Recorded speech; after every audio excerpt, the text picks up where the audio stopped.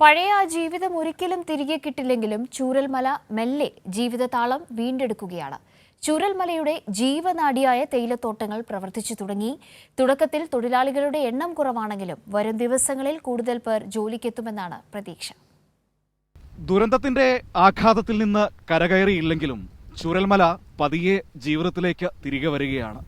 ചൂരൽമലയുടെ ഏറ്റവും പ്രധാനപ്പെട്ട ഒരു വരുമാനമെന്ന് പറയുന്നത് കൃഷി തന്നെയാണ്. പ്രധാനമായും തോട്ടം മേഖലയാണ്, തേയിലയും കാപ്പിയും ഒക്കെയാണ്. തേയിലത്തോട്ടങ്ങളൊക്കെ പതിയെ വീണ്ടും തുടങ്ങിയിരിക്കുകയാണ്. ശക്തമായ മഴയും കാറ്റുമുള്ളൊരു ദിവസം കൂടിയാണ് ഇന്ന്. പ്രതികൂലമായ കാലാവസ്ഥയിലും ആളുകൾ ജോലി മെല്ലെ തുടങ്ങുകയാണ്. ചേട്ടാ, ഒരു വലിയ ദുരന്തം നമ്മൾ നേരിട്ടുകൊണ്ടിരിക്കുകയാണ്. പക്ഷേ നമുക്ക് അവിടെ തോറ്റു നിൽക്കാൻ പറ്റത്തില്ല. തോൽക്കൂല. ഞങ്ങൾക്ക് ജീവിക്കണം. ഞങ്ങൾ എവിടെയാണ് വീണെന്ന് വെച്ചാൽ അവിടെ നിന്ന് ഉണരണം എന്നാണ് എൻ്റെ ആഗ്രഹം. അതുകൊണ്ട് ജോലി ചെയ്ത് തന്നെ ജീവിക്കണം എന്നാണ് ആഗ്രഹം. രാത്രിയിൽ എങ്ങനെയാണ് ഈ സംഭവം ഒന്ന് കണ്ടത്? ഇത് രാത്രി കണ്ടത് പറഞ്ഞാൽ എൻ്റെ മരുമകൾ, ചെറിയ മകൻ്റെ ഭാര്യ മുണ്ടക്കൈ എന്ന് പറയുന്ന അവിടെ നിന്നാണ് കല്യാണം കഴിച്ച് കൊണ്ടുവന്നത്. ആ വീട്ടുകാർ അവിടെ നിന്ന് വിളിച്ചു പറഞ്ഞു, ഉരുൾപൊട്ടിയിട്ട് ഓടിക്കോളിയും പറഞ്ഞു. അങ്ങനെ ഇവനൊരു കുഞ്ഞുണ്ട്. ആ കുഞ്ഞിനോട് ഞാൻ പറഞ്ഞു, ആ കുഞ്ഞിനെ എടുക്കുക പറഞ്ഞു. കുഞ്ഞിനെ എടുത്ത് കതവ് തുറക്കുമ്പോൾ വീട്ടിൻ്റെ മുറ്റം നിറയെ വെള്ളം. ഞാൻ പറഞ്ഞു കതവ് അടക്കി പറഞ്ഞു. ആ കതവ് അടക്കി എന്ന് പറഞ്ഞതിൻ്റെ ആ ക്യാപ്പിൽ കൂടി ഒരു 6-7 ബക്കറ്റ് വെള്ളം അകത്തേക്ക് വന്നു. വീണ്ടും രണ്ടാം പ്രാവശ്യം പൊട്ടി. ഭയങ്കരമായ ശബ്ദമായിരുന്നു.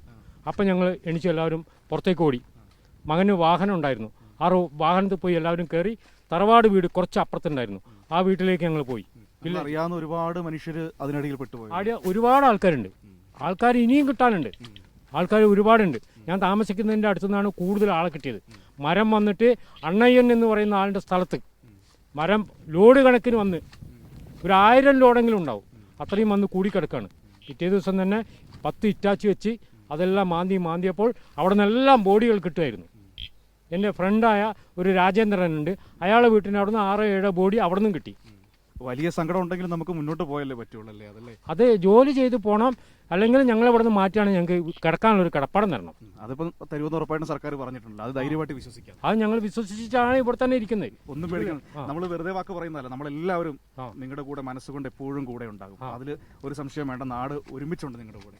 അത്രത്തോളാണ് ഞങ്ങളിവിടെ ഇപ്പോഴും ഇത് ജോലി ചെയ്യാൻ വന്നിരിക്കുന്നത്.